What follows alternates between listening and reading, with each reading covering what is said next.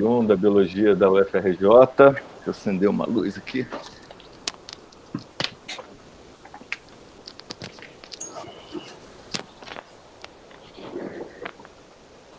Para conversar com a gente sobre livros que ele leu, que foram importantes para a carreira dele de cientista e, como eu falei, também para a vida da gente, né, Milton? Porque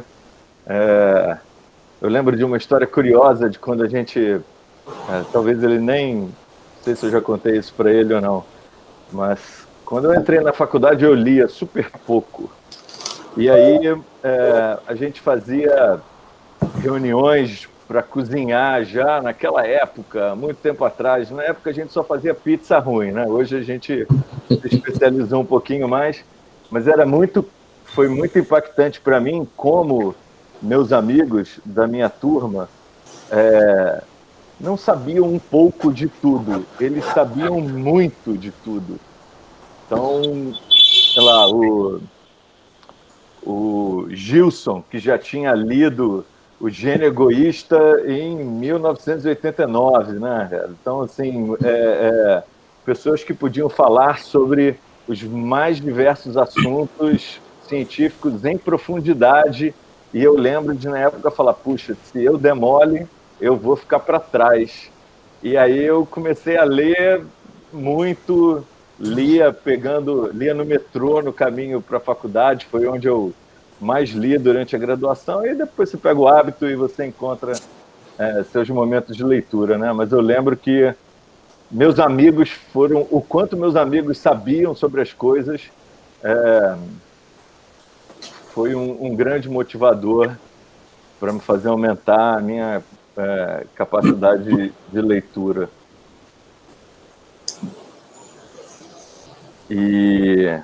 Então, essa é uma das razões para pedir para o Milton vir aqui, como ele é um desses amigos, para ele compartilhar um pouco com a gente o gosto pela leitura e o critério dele, né? Eu acho que numa reunião como essa é mais importante o que te leva a escolher determinado livro e como é que isso pode impactar.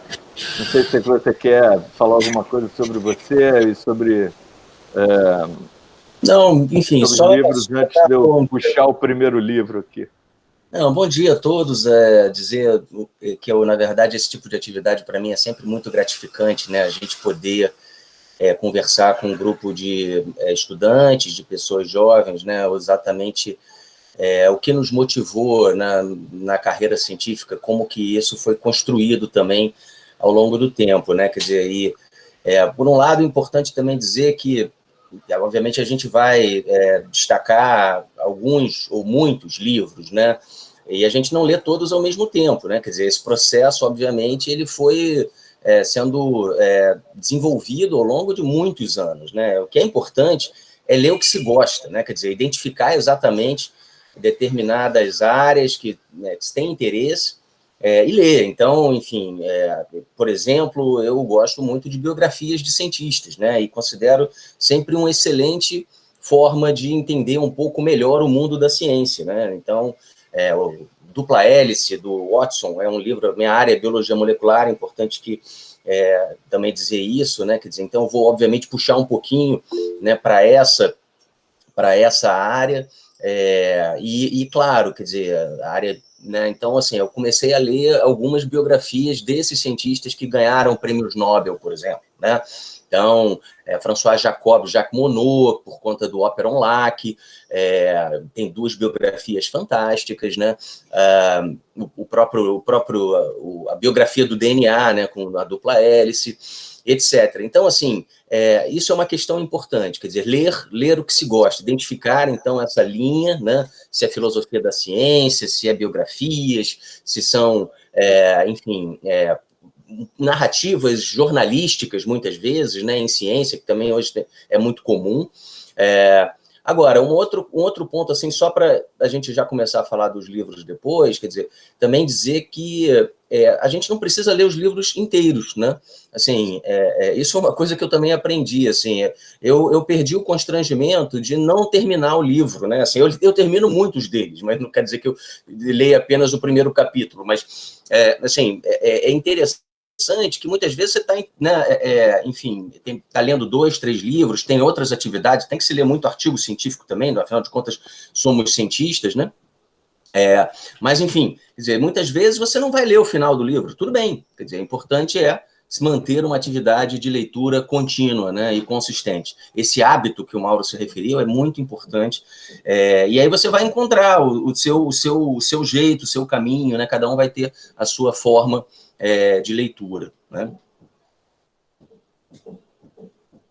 Então, curioso aí que você falou, eu li outro dia um livro super bacana que eu terminei de ler recentemente, chamado Todo Mundo Mente, que é um livro de um cientista de dados que analisa consultas feitas ao Google, né? Então, o que as pessoas estão perguntando no Google e falando que é o único lugar onde todo mundo é realmente verdadeiro é na solidão da linha de comando do Google e no que você pode perguntar para ele. E ele falava no livro que ele sabia que só tipo 10% das pessoas leriam o livro dele do início ao fim, porque, como cientista de dados, ele sabe que as pessoas, só 10%, hoje com os Kindles da vida, né? A Amazon sabe quem efetivamente leu o livro inteiro, né? E parece que só 10% das pessoas leem os livros. Então, vou falar vou puxar 2 livros. O livro que eu queria começar, mas como você falou das biografias, eu li esse livro aqui, que ele é curioso, a biografia, não é biografia, foi escrito pelo Kary Mullins, que é o inventor do PCR, né? Uma técnica que revolucionou a biologia molecular, a medicina também. Hoje é, por exemplo, o padrão ouro ainda para detecção, para o teste diagnóstico de corona, né? Ele inventou isso em 1986, ganhou o prêmio Nobel, não lembro se 92 ou 94. 92, E tem um monte de histórias interessantes, mas esse livro ele é em capítulos, e é curioso que eu queria pontuar justamente sobre isso, é que ele fala uns absurdos também, né? Então é interessante como, por exemplo, ele não acha que o HIV causa AIDS, tá? E assim, é impressionante como você ser uma autoridade em uma coisa não te autoriza em todas as coisas, né? E a gente vê muito isso hoje em dia, a pessoa é autoridade em um determinado tópico e acaba achando que pode dar opinião em qualquer outro tópico, né? Mas é um livro interessante, chama Bailando Nu nos Campos da Mente. O Kary Mullins começou a carreira dele produzindo drogas.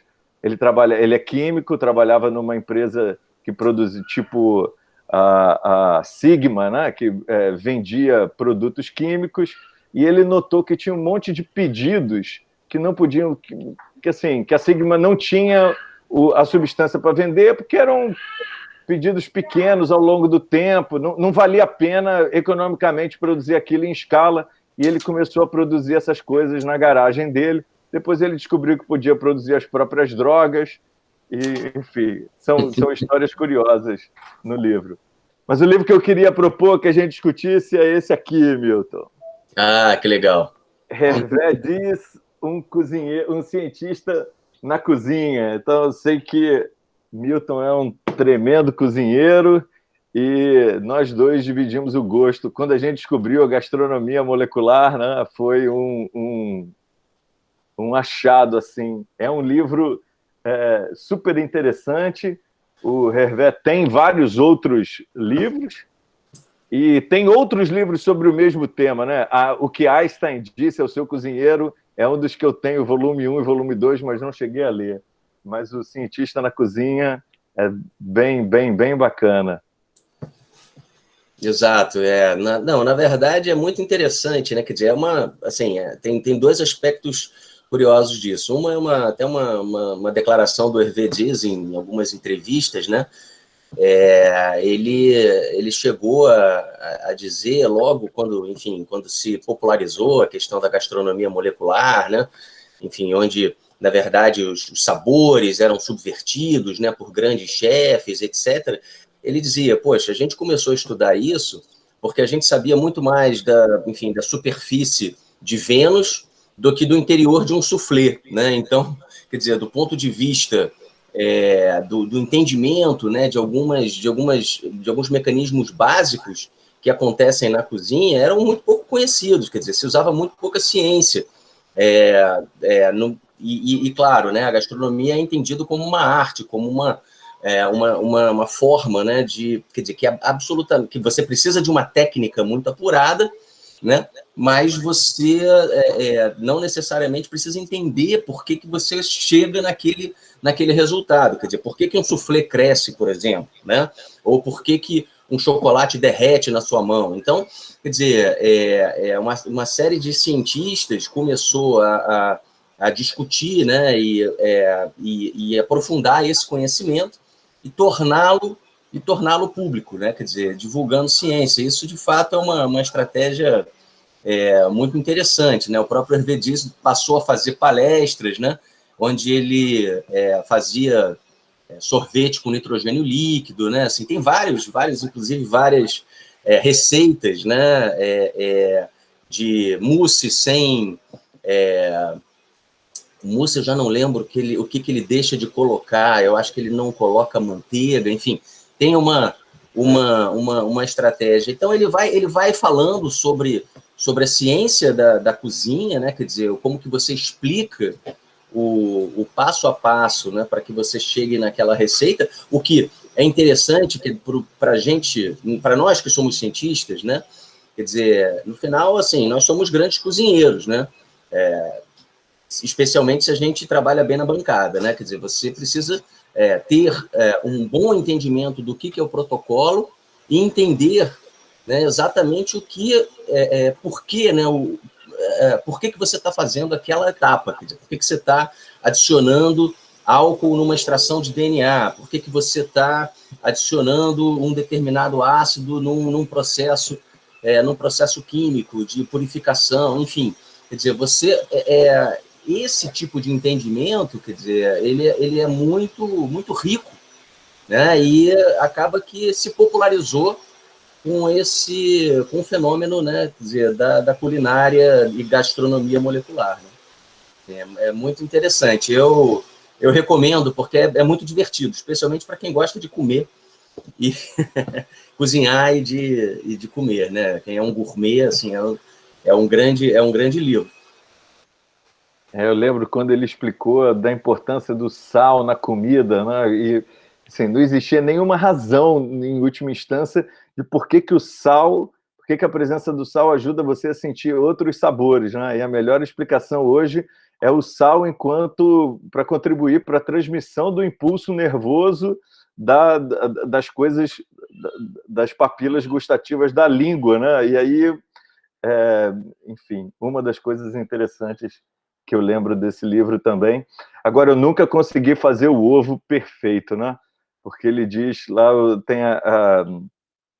o ovo perfeito para ele é não só cozido a temperatura de 60 graus, porque, em geral, a gente liga o fogo e deixa a água ferver, só que a superfície do ovo, ela deixa a água passar, então você acaba desidratando o ovo se você cozinha ele a uma temperatura muito alta, né? Mas, mais do que tudo, a gravidade impacta no resultado do ovo cozido. Então, a gema é mais densa, ela se deposita no fundo. Então, você tem que ficar mexendo o ovo para o centro de gravidade permanecer no centro do ovo e a gema ficar redondinha lá no centro. E isso, na opinião dele, era o ovo perfeito.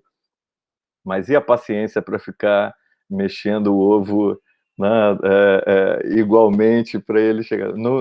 Confesso que nunca consegui.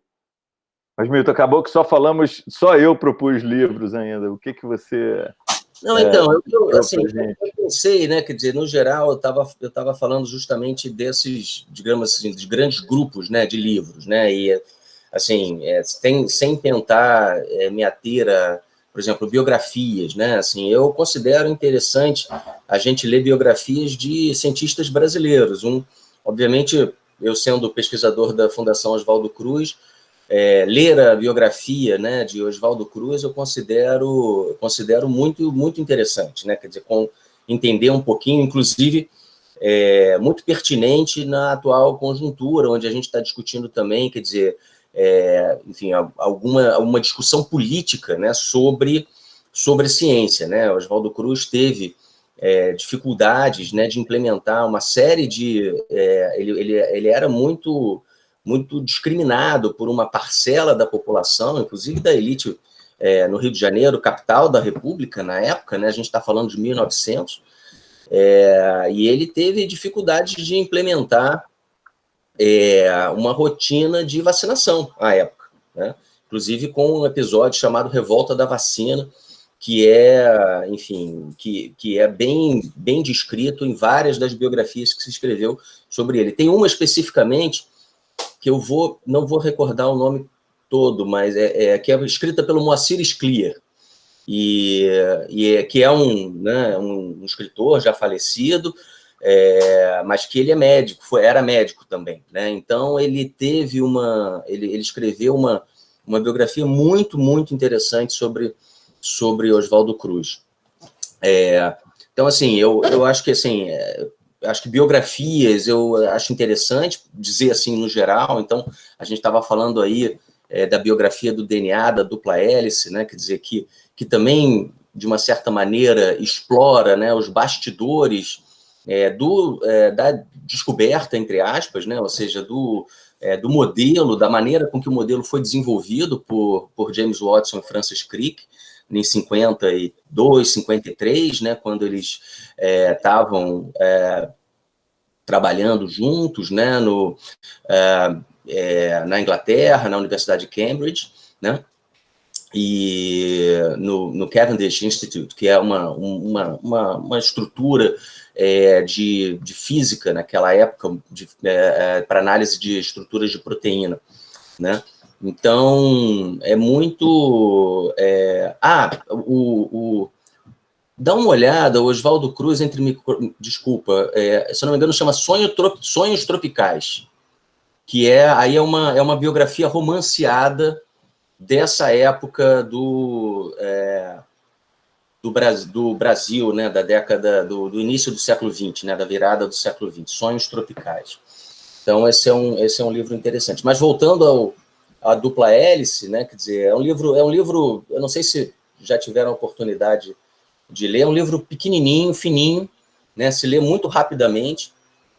E aí, quer dizer, eu acho que até o Mauro também gosta desse livro, né, quer dizer, pode complementar, quer dizer, mas o que me assusta muitas vezes é, inclusive, a maneira com que o James Watson, especialmente, que é o autor do livro, né, se refere a Rosalind Franklin, né, que foi uma das pessoas-chave no processo da descrição do modelo, né, porque ela gerou os dados de cristalografia de raio-x, que, de uma certa maneira, né, indicaram, né, o modelo em hélice, né, a forma em hélice do DNA, né, em alfa-hélice, uma estrutura em alfa-hélice, e ele foi sexista na época, né, muito sexista, e isso você percebe no livro. E eu acho que é importante que isso seja não apenas dito, né, mas, quer dizer, as pessoas lerem, quando lerem, né, terem esse perfil. Quer dizer, afinal de contas, cientistas são humanos, né, e tem, enfim, tem uma série de atribuições, né, as quais a gente, obviamente, precisa lidar com isso. Quer dizer, e muitas vezes isso transparece, né, olha, a Bruna está colocando aqui no chat, né, ia perguntar isso, a sensação de ler o livro sabendo da polêmica envolvendo a Rosalind, né, isso é muito interessante, exatamente, eu acho que essa aqui é a questão, né, a Rosalind Franklin acabou não recebendo o prêmio Nobel, né, ela, na verdade, faleceu antes do prêmio Nobel ser concedido, que foi em 1962, mas, enfim, quer dizer... e aí, mas essa é a única razão dela não ter compartilhado o prêmio Nobel também, né, Milton? O fato do prêmio Nobel não ser dado póstumamente, né? Eu já li isso. porque, na verdade, o Maurice Wilkins também, é que a gente esquece, mas ele também compartilhou o prêmio Nobel, né? Sim, Não sim. é só E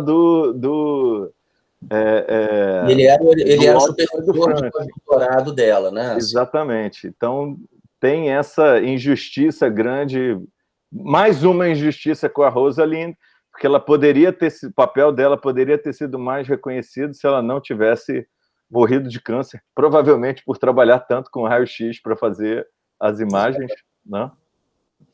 Exatamente. Não, mas eu acho que é isso, quer dizer, é interessante você ter essa percepção hoje, né, histórica, para que você leia o livro, quer dizer, observando, inclusive o próprio James Watson, ele faz algumas descrições que são hoje consideradas antiéticas, quer dizer, são hoje, sempre foram consideradas antiéticas, né? Em relação à maneira com que ele lida, inclusive, com esses dados da Rosalind Franklin e com os dados do Maurice Wilkins, né? Que é curiosíssimo isso, né? Quer dizer, como que a Rosalind Franklin, quer dizer, contribui de maneira decisiva, o Maurice Wilkins também, o laboratório dele foi utilizado, né, para se gerar as imagens de cristalografia que, de uma certa forma, né, foram a base para a construção do modelo, e eles não são autores do artigo principal, né? Então, Acho que tem uma coisa interessante aí, eu coloquei aqui um outro livro que eu li, que chama Genes, Garotas e Gamow. Gamow aí é né? o físico... Não, é o físico que... Agora esqueci o primeiro nome dele, mas é o físico que cunhou o termo Big Bang, foi um físico lá do início do seu físico importante de toda a história do átomo, participou do projeto Manhattan e tudo, e ele era aquela onda de físicos que, depois da explosão da bomba atômica, quis um desafio mais interessante e se voltou para a biologia, né? Então ele teve um papel importante aí nas modelagens, principalmente junto com o Crick, para chegar ao código genético, né? A transcrição dos ATGs da identificação dos códons e tudo mais. Mas esse livro, que é escrito também pelo Watson, e que descreve o depois descreve vamos dizer, a epopeia do RNA, cientificamente ele é bem focado na epopeia do RNA, mas o Watson descreve, então, o momento pós-descoberta da dupla hélice, quando ele descreve o momento que ele ficou sabendo que ganhou o prêmio Nobel e tudo, mas você vê nesse livro que ele era um chato. O Watson era um arrogant prick, sempre foi, desde o início, né? E é curioso como ele conta várias coisas, como, por exemplo, todos os bolos que ele tomou de garotas na vida, sem perceber o quanto ele era chato e insuportável, o quanto isso provavelmente influenciou. No livro ele fala, no livro não, mas tem algumas histórias que dizem que ele saiu dos Estados Unidos para a Europa com a expectativa de ser mais popular com as garotas, porque eu tinha ouvido dizer que era mais fácil ser popular com as garotas lá. E dizem, inclusive, que ele, ao assistir à palestra do Maurice Wilkins na Estação Zoológica de Nápoles, né? Que é Aliás, quando você estava falando da descrição do livro, talvez um bom lugar para ler sobre essa história seja num outro livro que você me apresentou também, Emoção é a regra. Não, o do Domênico De Masi. Isso aí, Emoção é a Regra, né? Onde o Domênico De Masi fala dos grupos criativos da Europa de 1859 a 1959. E ele, então, fala que, quando ele viu Maurice Wilkins falando sobre o DNA, ele falou assim, putz, quem descobrir a estrutura do DNA vai ganhar o prêmio Nobel. Cara, quem ganhar o prêmio Nobel vai ser popular com as garotas. E aí ele resolveu mudar de estrutura de proteína e ir para a estrutura do DNA, porque ele motivado por isso, né? E hoje ele, na verdade, está só piorando, né? As declarações dele, super racistas, sobre, né, como sobre o papel da herança, enfim, contradizendo tudo que a gente sabe sobre raça e DNA. Ele insistiu em fazer muitas declarações racistas que acabaram fazendo com que o Comitê do Nobel tirasse o prêmio dele, né? Pois é. Não, eu não tenho dúvida, mas eu acho que no final até essa contextualização histórica, né, Mauro, eu acho que ela é importante, e o livro não perde sua relevância por causa disso, né, porque, quer dizer, você já vê um cientista polêmico, né, seja lendo o Genes, Garotas e Gamow, ou lendo a Dupla Hélice, né, quer dizer, eu não tenho dúvidas que é uma forma de você entender um pouco as relações, né, dos bastidores, né, para a publicação de um artigo seminal, né, como foi o modelo da dupla hélice publicado em 53 na Nature, né? Até o Matheus está colocando aqui. Matheus, bom te ver aqui, viu? Manda um abraço grande para o seu pai.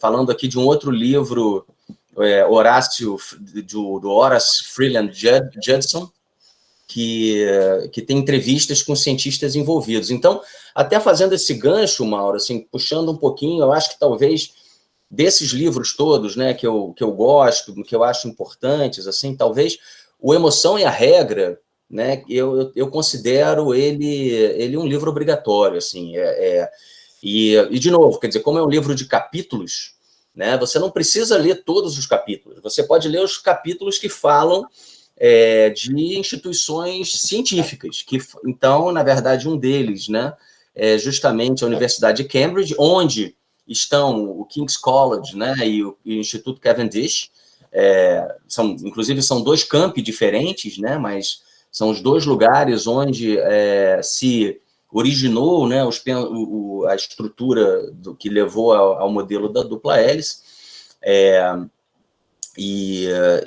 Esse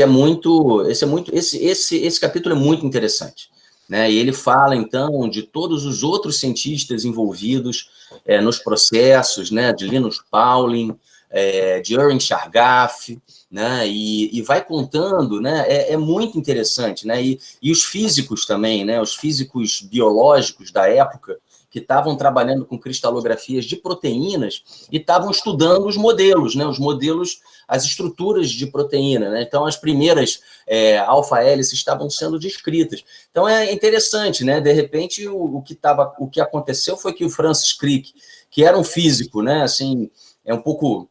E isso é dito pelo próprio Watson, né, em algumas entrevistas, o Crick fala isso também, um pouco decepcionado com os resultados da Segunda Guerra Mundial, por conta da física atômica, etc., migra para a biologia, né? Então ele estava ali estudando biologia por conta até de questões talvez políticas, né? Assim, relevantes, e ele encontra um campo fértil, né? Porque naquela época, enfim, a gente está falando de 1950, se sabia muito pouco de estrutura de proteína, se tinha muito poucas ferramentas, né, de estudos mais aprofundados sobre esses diferentes tipos de diferentes modelos, né, quer dizer, possíveis, né? E eles começaram a aplicar o conhecimento que existia para a estrutura de entender a estrutura de proteínas para entender a estrutura do DNA, né? E aí o Francis Crick, que de fato era o cientista com né, um arcabouço teórico mais poderoso, quer dizer, começou a tentar modelar do ponto de vista da quantidade de, né, enfim, do diâmetro da molécula, da capacidade. Tem até uma história engraçada, né, que o Irving Chargaff, não sei se todos vão lembrar, mas é aquele da regra da adenina igual a timina, né, guanina igual a citosina, né, aquela regra dos diferentes, né, o Irving Chargaff mediu, né, a composição de nucleotídeos em diferentes organismos e tecidos e mostrou que esse padrão de equivalência.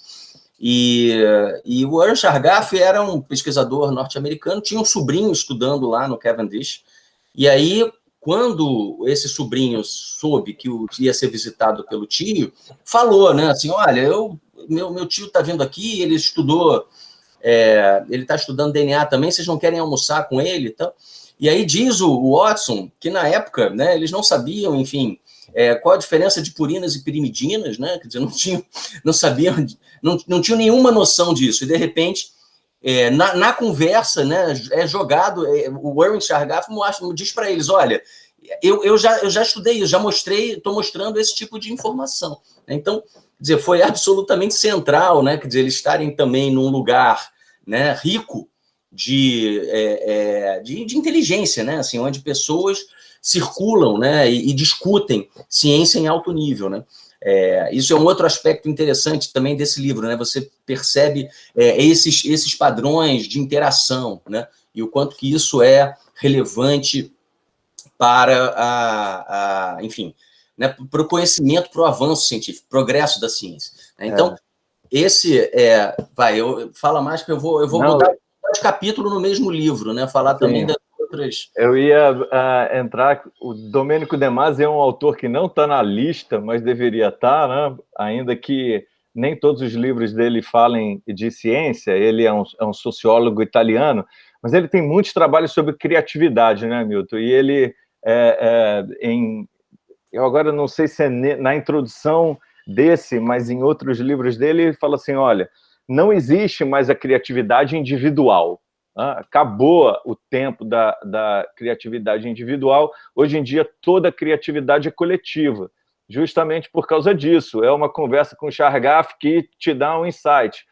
Olhar... Eu continuo achando que eles têm valor por ter olhado os resultados da Rosalind Franklin e visto algo que ela não viu. Né?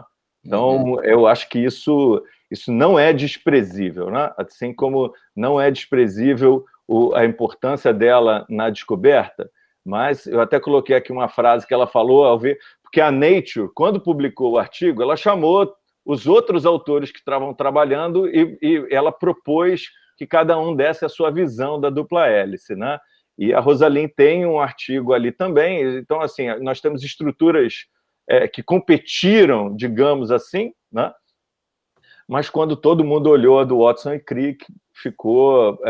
ela mesma falou, é bonita demais para não ser verdadeira, né? Antes disso, tinha tido a do Linus Pauling, aquela tripla hélice, não, umas coisas que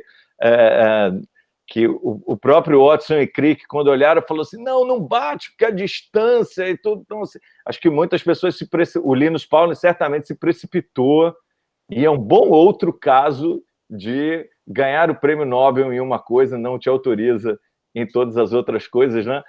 Eu acho que o Linus Pauling ainda deu uma contribuição muito ruim para a ciência no fim da vida, ao ser subvertido pelo pessoal da pseudociência, e ele acaba sendo o cara que publica na Nature a importância da vitamina C para combater um monte de outras coisas e gera toda a medicina não científica, né?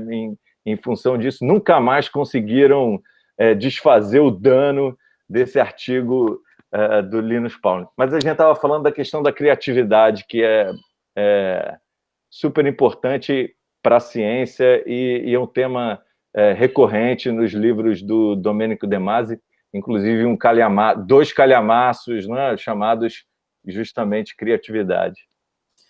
Não, e agora, o que é interessante é justamente que o Emoção e a Regra, né, quer dizer, ele traz, porque essa época é uma época muito, muito fértil mesmo, né, de criatividade na Europa, onde você tem, né, além da escola de Cambridge, da Universidade de Cambridge, você tem... assim, só um parêntese, eu recentemente tive na Universidade de Cambridge, né, assim, no departamento de bioquímica da Universidade de Cambridge, e é um desses lugares que você, quando entra, né, você fica um pouco assustado, porque na parede, logo da entrada, tem a foto de uns 6 prêmios Nobel, assim, do departamento, né, assim, então o departamento tem 6 prêmios Nobel, né, dentre eles, Maurice Wilkins, os 3, né, Francis Crick e James Watson, que na época estavam lá. Então, fechando parênteses. Mas Estação Zoológica de Nápoles também é uma história interessantíssima, né, que é justamente um outro capítulo da Emoção e a Regra, e o Instituto Pasteur também. Né? Então, quer dizer, conhecer a história desses 3 institutos de pesquisa é muito interessante. A Estação Zoológica de Nápoles, né, quer dizer, que é a história de um empreendedor de ciência, ele não é apenas um cientista, né, mas ele é um empreendedor em ciência, uma pessoa que foi capaz de agregar, né, a pesquisa acadêmica formal à capacidade, à necessidade de divulgar ciência e aproximar a sociedade. Então, ele construiu um aquário. E financiar ciência.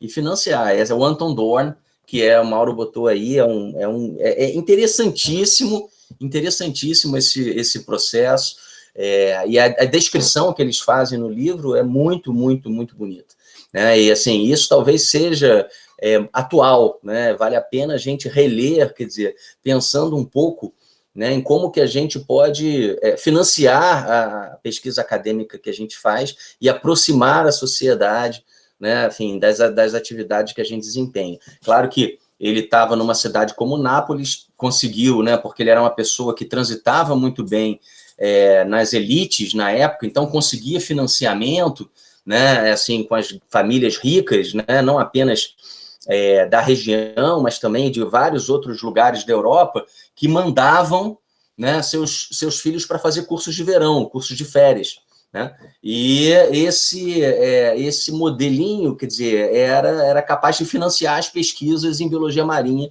que ele desenvolvia. Assim, é sensacional, né? Assim, parece simples, né? Mas imagina isso no século XIX, final do século XIX, início do século XX, né?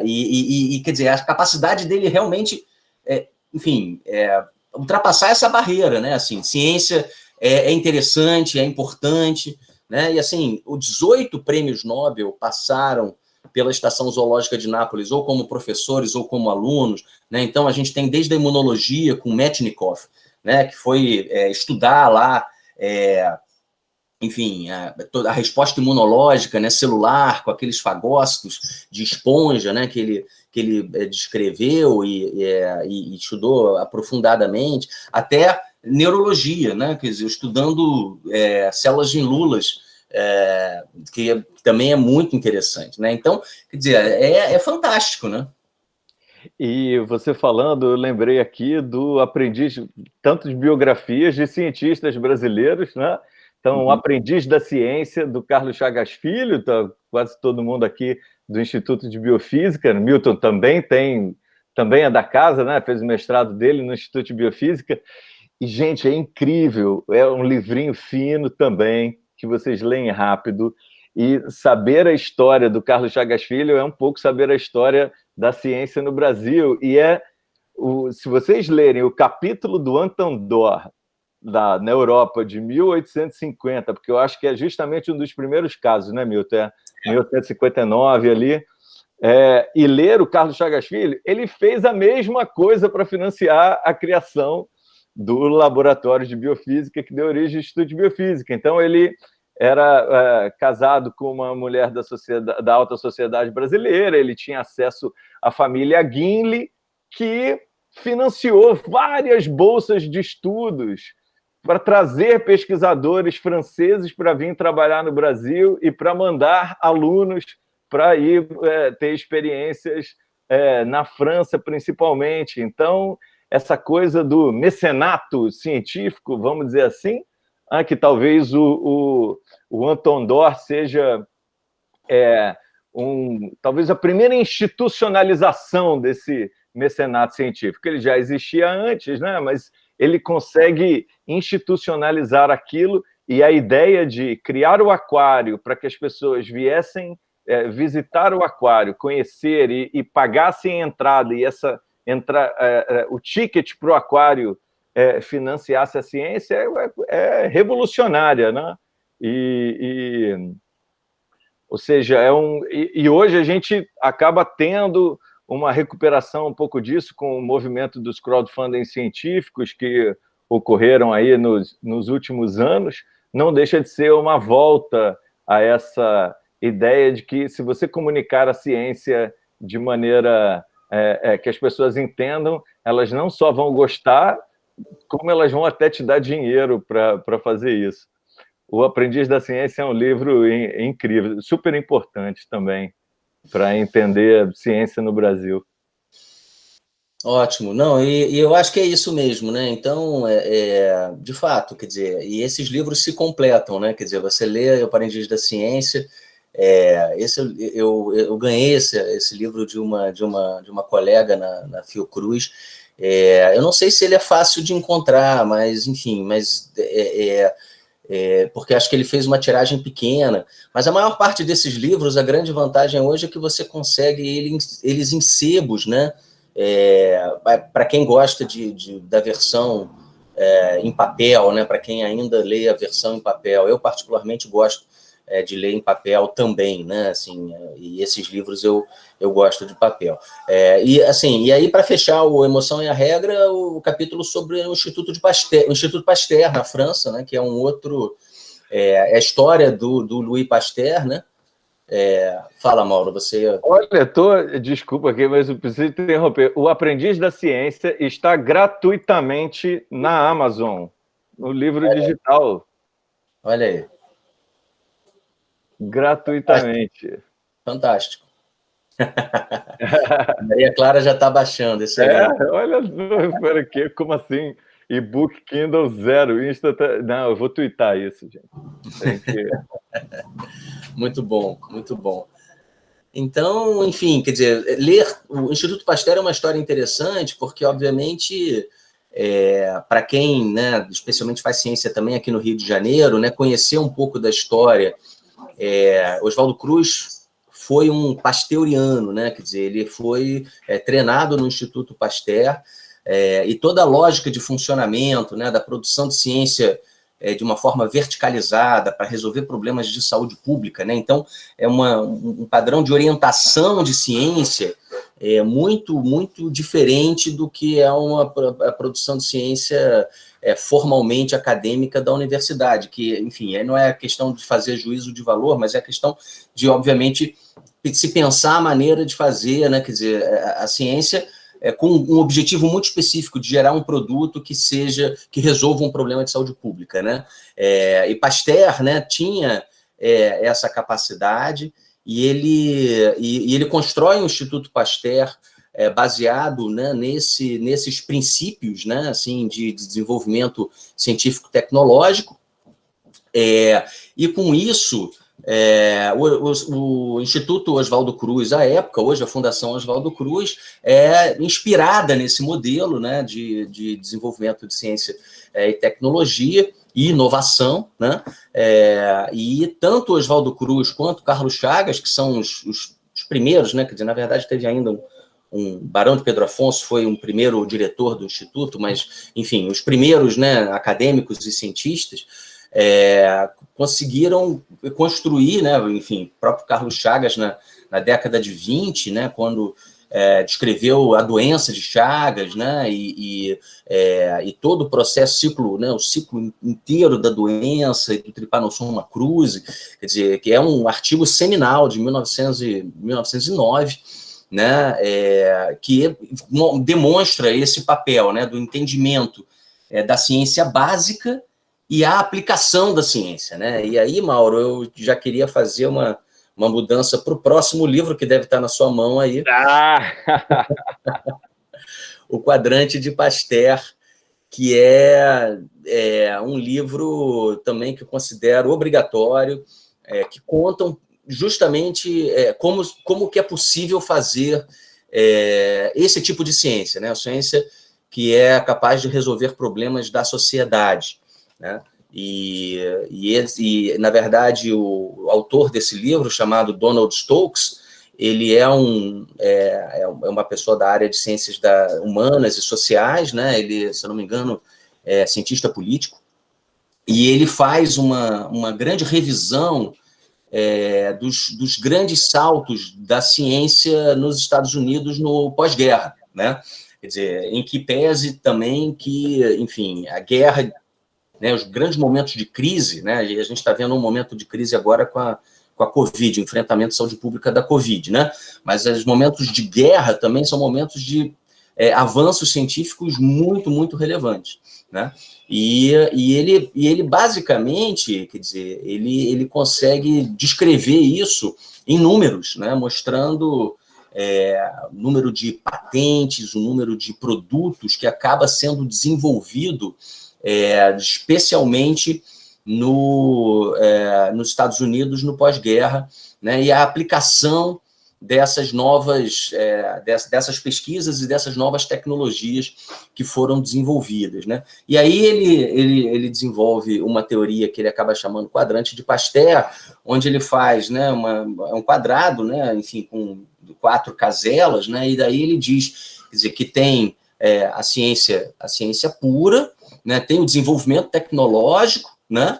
E tem justamente esse quadrante que seria um quadrante onde você reúne, né, justamente perguntas básicas de ciência capaz e o desenvolvimento tecnológico para responder aqueles problemas específicos, como a gente está vendo agora, por exemplo, no caso da Covid, né? Então, é muito, muito interessante esse livro, né? E ele vai, quer dizer, caracterizando, né, e com exemplos, né, o desenvolvimento da ciência, né, naquela época. Interessante também, olha aí.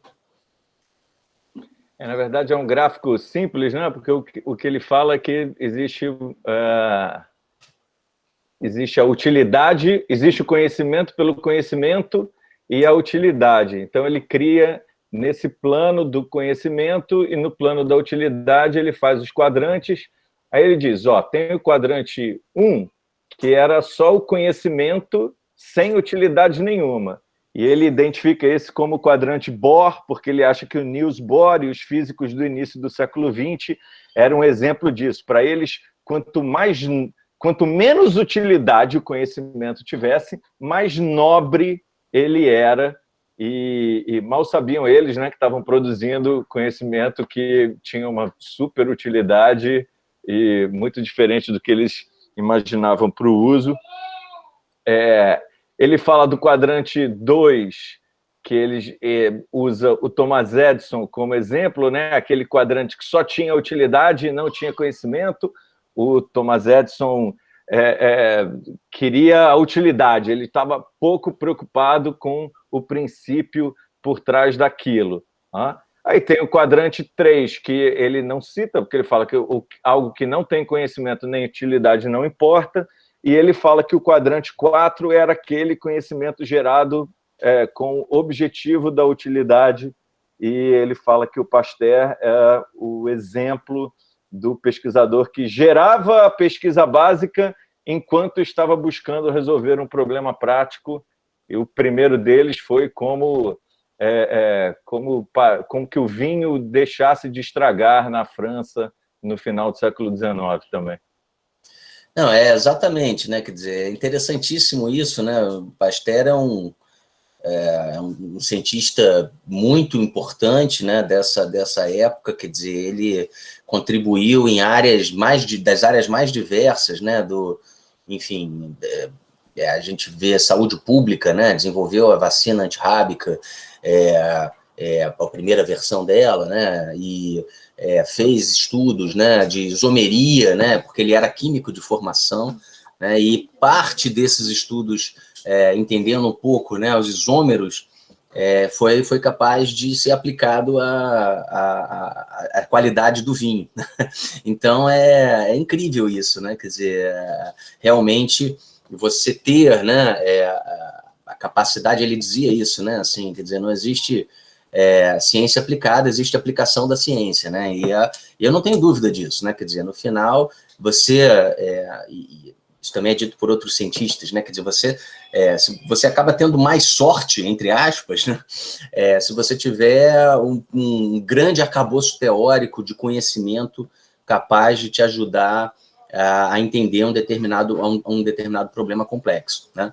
Então, basicamente essa lógica por trás do quadrante de Pasteur, né? E, quer dizer, não que, enfim, na verdade, o quadrante de Pasteur, ele se contrapõe, é um livro que se contrapõe a um relatório que foi produzido na época por um outro cientista político chamado George V. Bush, né? Por acaso é o mesmo nome dos presidentes, né? George Vannevar Bush, que na verdade construía essa lógica, né, da ciência básica e da ciência aplicada, e com uma linha, né, assim, um progresso, um sistema linear, né, entre a ciência básica e a ciência aplicada.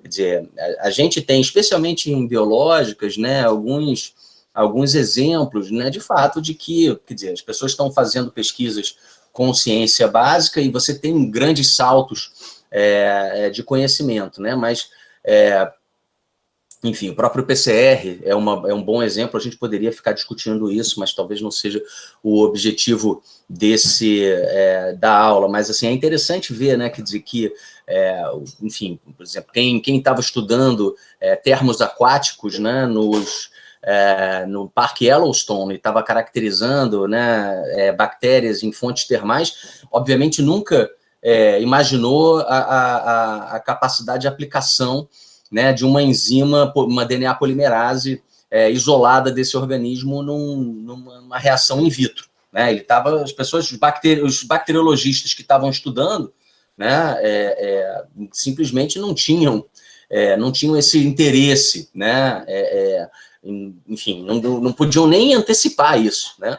Agora, no momento que o Kary Mullis, né, descreve, né, desenvolve uma técnica que precisa, né, de ciclicamente, né, de enfim, aquecimento e resfriamento, né, dizer, de uma hora para outra você tem, enfim, centenas de pessoas procurando uma enzima que seja termorresistente. E aí eles descobriram Yellowstone, né, e descobriram termos aquáticos, e a TAC polimerase foi isolada, foi colocada no sistema, que automatizou a PCR, né? Então é uma história muito interessante, né? Que inclusive tem aspectos, eu tenho lido bastante sobre isso, Mauro, e estou até escrevendo sobre essas técnicas de biologia molecular, né? Um pouquinho sobre essas histórias da inovação, né? Por conta, inclusive, da repartição de direitos para o parque, né? Quer dizer, que eles... Quer dizer, isso foi uma das primeiras, enfim, apropriações, né, sem direitos que nos Estados Unidos, né, assim, de uma enzima, né, ou de um organismo para um desenvolvimento tecnológico, né. E é interessantíssima toda essa discussão, né, no âmbito do empreendedorismo também, né. Claro. E outro, poxa, a gente pode conversar sobre isso para ver como é que o protocolo de Nagoya atuaria, por exemplo, em garantir os direitos de Yellowstone. Na verdade, nem o próprio Kary Mullis ganhou nada, né, com a patente. Não foi ele que patenteou o PCR, né? Essa é uma história lá, ele ficou muito bravo também com a empresa onde ele trabalhava. Tem toda essa história aí de quem ficou com a patente do PCR. É uma história triste também, que o próprio inventor acabou sem muitos direitos sobre ela. O Quadrante Pasteur também foi um livro que o Milton... Eu acho que eu roubei dele. Eu primeiro roubei, depois ele falou, eu estar contigo, fica contigo de presente. Mas essa ideia de que a inovação ela não é piramidal, né? Você não tem a ciência básica, ela não é a base de uma pirâmide da qual inevitavelmente a inovação emerge. A inovação é mais como um pico numa linha base e a gente tem que entender que isso tem impacto em como a ciência é financiada, né? E como a gente... Assim, é inevitável, no fim das contas, alguém paga a conta, e se a gente não deixa muito claro que o modelo o modelo de geração de valor para a sociedade para além do conhecimento, ele não é piramidal, isso tem que ser comunicado, porque isso, senão você frustra a expectativa das pessoas, né? Então, hoje a gente tem uma sociedade que ainda olha para esse modelo piramidal do Vannevar Bush, porque ele continua sendo o modelo das agências de financiamento, né? Então, o modelo não mudou depois da publicação do Quadrante Pasteur. A National Science Foundation, que foi criada pelo Vannevar Bush, todo mundo continua com essa expectativa piramidal, e aí você tem autores como Matt Ridley, mostrando que, inclusive o Matt Ridley fala que, olha, a inovação é muito mais, eu não sei se tem uma tradução boa para serendipity, né? Mas os cientistas são muito melhores em explicar a inovação do que efetivamente em criar a inovação, né? Eu chamo de acaso afortunado. Então é muito importante a gente que os jovens cientistas tenham contato com essas coisas, porque cada vez mais a gente corre o risco desse conflito entre a sociedade e os cientistas se agravar por conta desses modelos ultrapassados de compreensão da atividade científica, né? E muitas vezes perpetuado pelos próprios cientistas também. Sem dúvida. E o Matheus, inclusive, está lembrando da história do CRISPR, né? Quer dizer, na verdade, eu estou escrevendo alguns desses. Depois eu vou mandar, posso compartilhar com vocês e com os alunos, se também tiverem interesse. Estou escrevendo alguns desses textos, né, sobre inovação em ciência, usando biologia molecular, né, como modelo, né? E daí eu estou escrevendo, já finalizei um capítulo sobre PCR.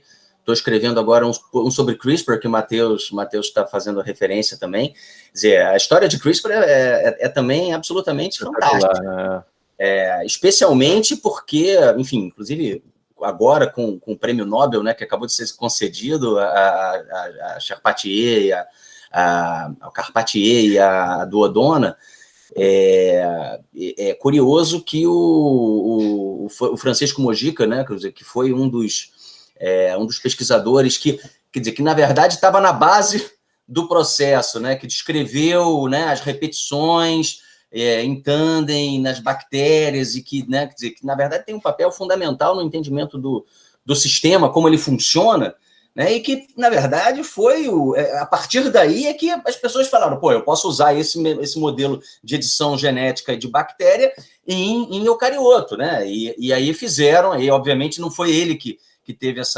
esse insight, mas pô, o desenvolvimento que ele teve, né, a capacidade que ele teve de entender esses mecanismos, né, utilizando ferramentas de bioinformática, inclusive, muito primitivas, né, porque a gente está falando de meados da década de 90, né, quer dizer, ele acabou não sendo reconhecido agora com o prêmio Nobel, né? Então, bem interessante esse aspecto também, né? Quer dizer, como que essas coisas... O que é valorizado, né? O valor que o insight tem, no fim das contas. Exatamente. Não, e que cada uma, né, assim, quer dizer, claro, para mim ficou óbvio o que eles premiaram, né? Premiaram o desenvolvimento da edição de DNA em eucariotos, mas... inclusive, enfim, o George Church também ficou de fora, né, que foi outra pessoa importante nesse processo, que é enfim, hoje um grande empreendedor, né, de ciência na área de biologia molecular, está associado ao projeto de extinção de mamutes e outras questões, né? Mas, enfim, CRISPR é interessante. E a outra que eu considero também muito bacana, vale ler a história até do prêmio Nobel, que é do Martin Shelf, que não sei se vocês conhecem, é o pesquisador que trabalhava com nematóides e que descreveu a GFP, né, a proteína verde fluorescente. Ele clonou a proteína verde fluorescente de águas vivas, né, e, né, assim, porque ele queria trabalhar com nematóide. Assim, ele queria ter alguma coisa verdinha para marcar, né, dentro das células de um organismo transparente. Então, assim, ele queria desenvolver um método, poxa, e ele teve na Fiocruz, né, uns 2 ou 3 anos, eu tive a oportunidade de até conduzir uma mesa de perguntas e respostas com estudantes, que ele, né, enfim, eles fazem, né, com o Instituto Nobel, e ele falou, né, assim, ele falou, não, na verdade, eu não tinha nenhum grande objetivo, né, mas, poxa, no último ano, isso, né, alguns anos atrás, o número de citações, né, e não citações acadêmicas apenas, né, mas citações à GFP passaram de 160 mil, né? Então, assim, você sabe quando uma coisa é realmente relevante, né? Depois que você tem um dado como esse, realmente 160 mil, né, referências, né, a uma determinada, a uma técnica, né, realmente mostra o impacto que ela tem hoje na pesquisa biomédica, né? Mauro, eu não sei quanto tempo a gente ainda tem, eu queria... Vamos caminhar para o encerramento, porque a gente já ultrapassou a nossa hora. Tá, eu queria falar, então, assim, eu queria, na verdade, dizer duas coisas. A primeira é que a gente não falou do Biologia como Ideologia, foi o livro que você... esse livro eu também considero fundamental, é um livro de um autor, um pesquisador de Harvard, talvez um dos grandes geneticistas de todos os tempos, chamado Richard Lewontin com W. Eu acho que esse livro está disponível na SBG, talvez esteja gratuito, tá? Para baixar também. Eu considero, assim, obrigatório esse livro, e especialmente porque ele trata um dos capítulos que eu não sei se está no Biologia como Ideologia ou se está no Biólogo Dialético, né, The Dialectical Biologist. Esse livro não tem versão em português, mas ele tem um capítulo sobre o lisencoísmo, que eu não sei se todos vão lembrar o que é, mas é uma fase, um período da ciência pós-guerra também, mas aí na União Soviética, que teve um impacto negativo no desenvolvimento da genética soviética muito importante, né? Então, um impacto negativo muito importante. E ele descreve, né, quer dizer, como que ideias lamarquistas à época, né, foram mal utilizadas por conta de uma tentativa de aproveitamento político, né, do quanto o lamarquismo representava à época. Então, assim, quando você mistura ciência com política, realmente é muito difícil. E ter ler esse livro e a descrição que o Lewontin faz, e um parêntese, Lewontin é marxista, né? Então ele é um pesquisador de Harvard, norte-americano, altamente qualificado, quer dizer, com uma posição de esquerda, e com críticas importantes a quem não faz ciência de boa qualidade, né? Então, eu acho que esse livro ele também vale a pena, ou pelo menos esse capítulo do Biólogo Dialético sobre o lisencoísmo. E aí, quer dizer, falando um pouco sobre esse processo, quer dizer, eu queria deixar um último livro que eu considero também central, que é o Imposturas Científicas, do Michel de Pracontal. Esse é um livro, acho que chama Imposturas Científicas em 10 lições. Esse é um jornalista científico que conta histórias de falácias, né, de fraudes na ciência.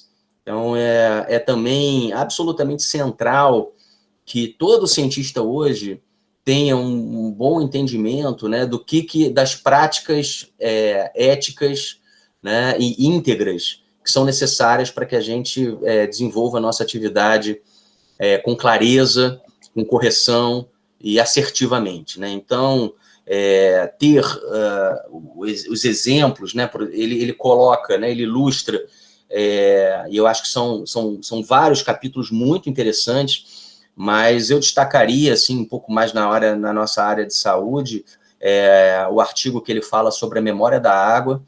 Eu não sei se vocês vão lembrar ou já ouviram essa história, um artigo que envolveu o Instituto Pasteur à época, sobre a capacidade da água de reter informações, de ter estruturas, né, quer dizer, formar estruturas que retinham informação química, né, de um determinado soluto que era diluído serialmente naquela água, né?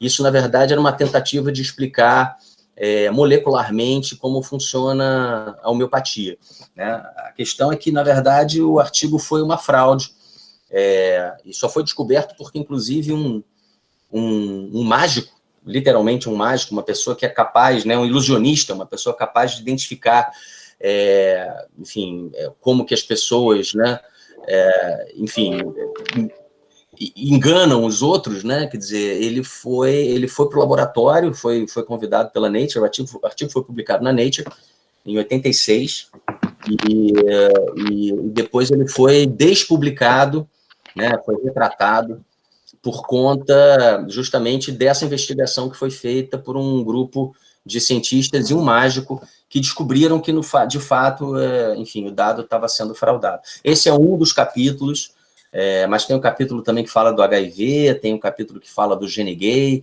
tem vários capítulos absolutamente centrais que valem a pena a leitura. Michel de Pracontal.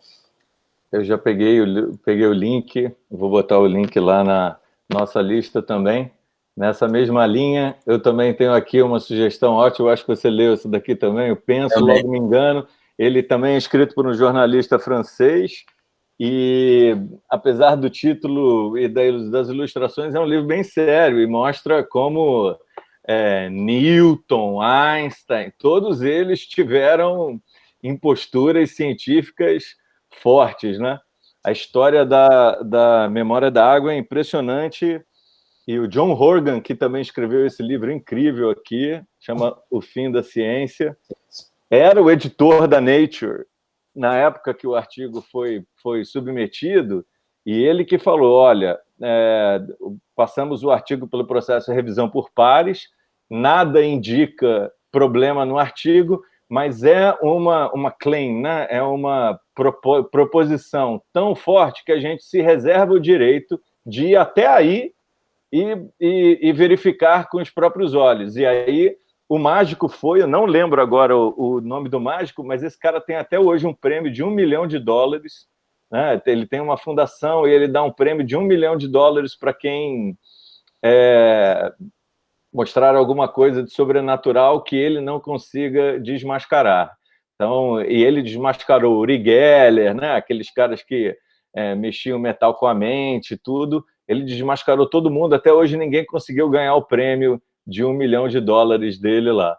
E aí foi a própria Nature que foi numa missão para o laboratório do cara, e aí fizeram um experimento duplo cego e não conseguiram repetir os resultados, e aí refutaram o artigo, né? Histórias bem bacanas. Milton, super... O nome dele é James Randi. James Randi, isso aí. Milton, super obrigado, então, por essa conversa. Eu espero que vocês tenham curtido. Eu sempre curto conversar sobre esses temas. E agradeço muito. E você está convidado, se quiser participar na quinta-feira que vem, que a gente vai conversar com o Thales, com um viés um pouco mais filosófico, mas orbitando no tema da ciência. Ok? Ótimo. Obrigado, Mauro, mais uma vez. Obrigado a todos aí. Espero que vocês tenham se divertido e, enfim, leiam. Isso aí. Obrigado, gente. A Bruna está dizendo que esse mágico morreu hoje. Eu fui botar o nome dele no Google aqui, tá essas notícias de 5 horas atrás, 2 horas atrás. Mais uma coisa para a gente twittar também aí, um RIP. Obrigado, gente. Tchau. Obrigado. Tchau. Grande abraço. Abraço a todos vocês. Divirtam-se. Ciência é muito legal. Obrigado.